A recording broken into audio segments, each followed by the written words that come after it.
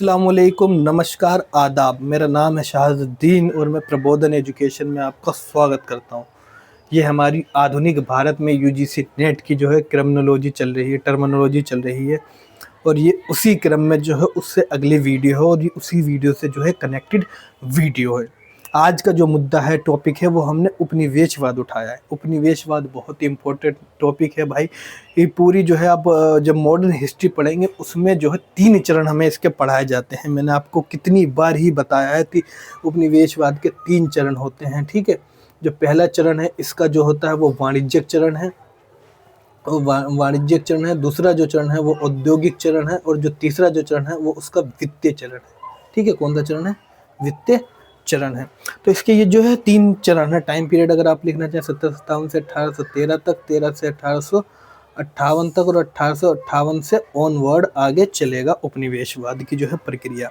अगर उपनिवेशवाद अब यहाँ पर देखना चाहें तो लिखा उपनिवेशवाद एक ऐसी प्रक्रिया है जिसमें कोई एक देश दूसरे देश के आर्थिक और मानवीय संसाधनों का दोहन अपने मातृ देश के हित में करता है, ठीक है।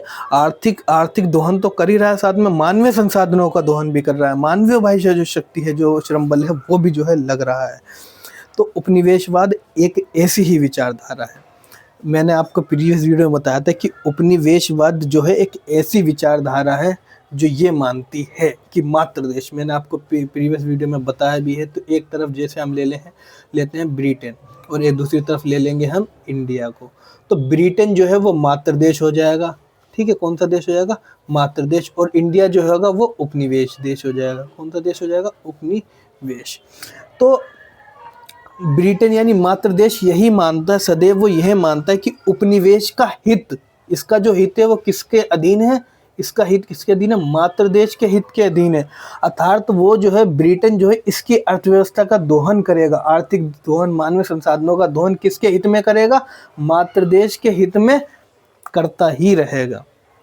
तो मैंने एक छोटा सा ये बनाया हुआ, आप इसके जरिए आप जो है इसे समझ सकते हैं क्या होता है। तो आपने 3 चरण देख लिए। देखो, उपनिवेशवाद जो होता है, उपनिवेशवाद का एक कथन भी ऐसे कहा जाता है कि उपनिवेशवाद का स्वाभाविक परिणाम है गरीबी और पिछड़ापन, परंतु इसका अनचाहा परिणाम है विकास। अनचाहा परिणाम, ध्यान रखना, ये अनचाहा परिणाम क्या होता है। देखो, हमें रेलवे ने हमें कई साल पीछे तो ढकेला है, लेकिन आगे चलकर हमें उस रेलवे का फ़ायदा भी मिला होता है। हम आधुनिकता की ओर भी बढ़ेंगे, ठीक है। तो कहीं ना कहीं जो होता है, बुराई में भी कहीं ना कहीं अच्छाई छुपी हुई होती है। तो उसका जो है हमें तत्कालिक तो नुकसान हुआ, लेकिन आगे जाके दीर्घकालिक जो है हमें लाभ इसका मिलेगा।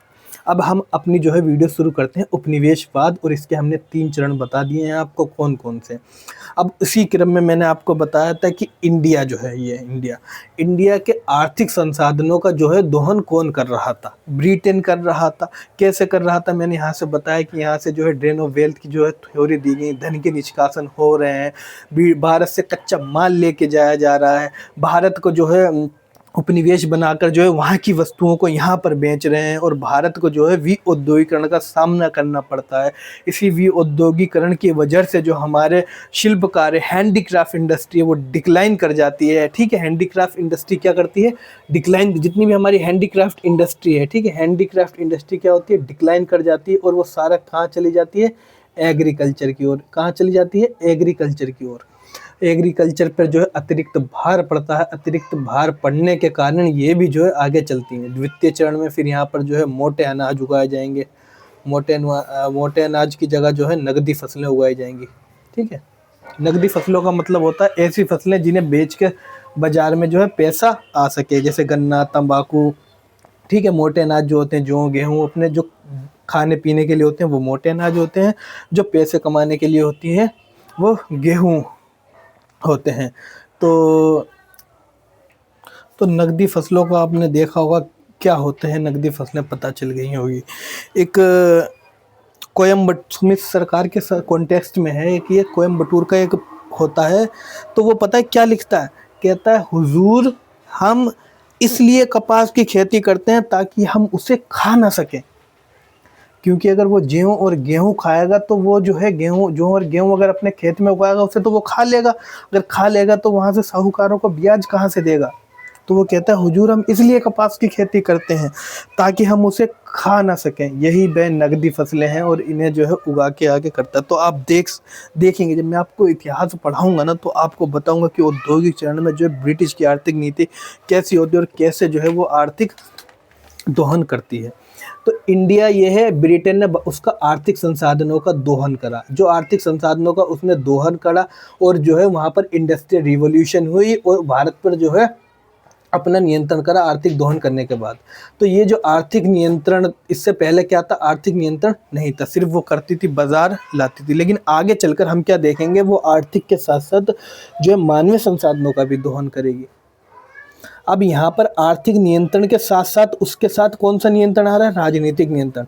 1858 से पहले तो आर्थिक नियंत्रण था केवल, क्योंकि भाई 1858 के बाद में ही भाई ब्रिटेन का उपनिवेश बनता है ना, वो ब्रिटेन का पार्ट बनता है इंडिया, क्योंकि क्राउन एस्टेब्लिश्ड हो जाता है। कौन एस्टेब्लिश्ड हो जाता है, क्राउन 1858 में आ जाता है। तो अब आप यही देखिए कि एक ऐसी ये प्रक्रिया है जिसमें जो है जिसमें एक देश जो है दूसरे देश के यानी ब्रिटेन जो है यानी भारत के आर्थिक और मानवीय संसाधनों का दोहन करता है। और दोहन किस में करेगा, इसके हित में, यानी मात्र देश के हित के अंदर करेगा। जब तक वो ये करेगा, आर्थिक संसाधनों का दोहन करेगा, तो वो प्रक्रिया उपनिवेशवाद कहलाएगी, उस पर आर्थिक नियंत्रण रहेगा। लेकिन जब आर्थिक नियंत्रण से के बाद में जब वो राजनीतिक नियंत्रण कर लेगा तो ये प्रक्रिया साम्राज्यवाद कहलाई जाएगी। ध्यान रखना, ये प्रक्रिया क्या कहलाई जाएगी, साम्राज्यवाद। अब देखा आपने 1858 से पहले India was the colony of Britain, यानी भारत जो है ब्रिटेन का क्या था, कॉलोनी था, उपनिवेश था। लेकिन 1858 के पश्चात में भारत जो है ब्रिटेन का जो है एम्पायर का हिस्सा बन जाता है। और मैंने बताया था 1876 में जो है 76 और फिर 77 में क्वीन ऑफ विक्टोरिया की डिक्लेरेशन होती है और दिल्ली दरबार लगाया जाता है। तो आप देखा कैसे कैसे भारत जो है ब्रिटेन का उपनिवेश से लेके उसका जो है राजनीतिक नियंत्रण कैसे आया। देखो ध्यान रखना, ये बात आप दिमाग में डाल लो, आर्थिक नियंत्रण जब तक रहेगा, ठीक है, तब तक तो प्रक्रिया उपनिवेशवाद कहलाएगी। लेकिन जब जो है उसके साथ साथ वो राजनीतिक नियंत्रण भी कर लेगा, यानी अब जो है उस पर पूरा अपना कर लिया, तो ये प्रक्रिया साम्राज्यवाद कहलाई जाएगी। तो उपनिवेशवाद से कैसे हम साम्राज्यवाद की ओर बढ़े, मैंने इससे पहले की प्रीवियस वीडियो में आपको बताया भी था, जो है कैसे कैसे कैपिटलिज्म से हम मर्केंटलिज्म और मर्केंटलिज्म से हम लेसिस फेयर इकोनॉमी और लेसिस फेयर इकोनॉमी से होते हुए आगे इंपीरियलिज्म यानी साम्राज्यवाद की ओर आए हैं। आगे देखेंगे कैपिटलिज्म का सेकंड फेज, मैंने आपको फेज तो पहले ही बता चुका हूँ प्रीवियस वीडियोस में, फिर भी देख लेते हैं। 1815 टू 1945 में जो ये थर्ड फेज आएगा, world war first and second. इसमें जो है क्लैश ऑफ इंटरेस्ट होगा, ठीक है, यूरोप में युद्ध लड़े जाएंगे, यूरोप में जो है वर्ल्ड वॉर लड़ी जाएंगी, किसके लिए, सिर्फ क्लैश ऑफ इंटरेस्ट के लिए, ठीक है। बैलेंस ऑफ पावर एक कॉन्सेप्ट, यूपीएससी में भी ये क्वेश्चन पूछा जाएगा, क्या प्रथम विश्व युद्ध जो है शक्ति संतुलन मतलब यूरोप में था, तो शक्ति संतुलन उसके बारे में भी मैं आपको बताऊंगा। तो क्लैश ऑफ इंटरेस्ट के लिए बैटल लड़ी जाएंगी। वहीं 1858 टू 1947 में भारत में जो है प्रतिक्रिया होगी नेशनल फ्रीडम स्ट्रगल की। आप देखोगे आदिवासी क्षेत्र में होगी। मैंने आपको बताया कि जब हम राष्ट्रवाद को पढ़ेंगे उसके भी 3 चरण पढ़ेंगे। एक आदि राष्ट्रवाद होगा जिसमें जितना भी हमारा अनपढ़ तबका है जो है विरोध तो करेगा, औपनिवेशिक शासन के विरुद्ध में प्रतिक्रिया तो करेगा, परंतु उसे कोई दार्शनिक आधार नहीं मिलेगा। दूसरी तरफ जो है अगर हम देखेंगे तो फिर 1857 का हमारी रिवोल्ट आ जाएगी। और तीसरे चरण में हम पढ़ेंगे इंडियन नेशनल मूवमेंट या इंडियन नेशनल कांग्रेस पढ़ेंगे, और फिर नेशनल फ्रीडम स्ट्रगल जो है हमारा यहीं से शुरू होगा। तो राष्ट्रवाद को भी हम एक क्रमबद्ध तरीके से पढ़ेंगे 1885 के बाद जो हमारा प्रारंभ होगा। तो आज की वीडियो जो है हमारी उपनिवेशवाद के ऊपर थी। उपनिवेशवाद में हमने उपनिवेशवाद देखा क्या होता है और साम्राज्यवाद से की तरफ कैसे गए, क्योंकि 1858 से पहले इंडिया जो था वो कॉलोनी था और 1858 के बाद इंडिया जो है ब्रिटेन का हिस्सा बन जाता है, ब्रिटेन साम्राज्य का हिस्सा बन जाता है। आपने देखा मातृ देश भी समझ में आ गया। मातृ देश वो होता है जो उपनिवेश का दोहन करता है आर्थिक और मानवीय संसाधनों का, ठीक है।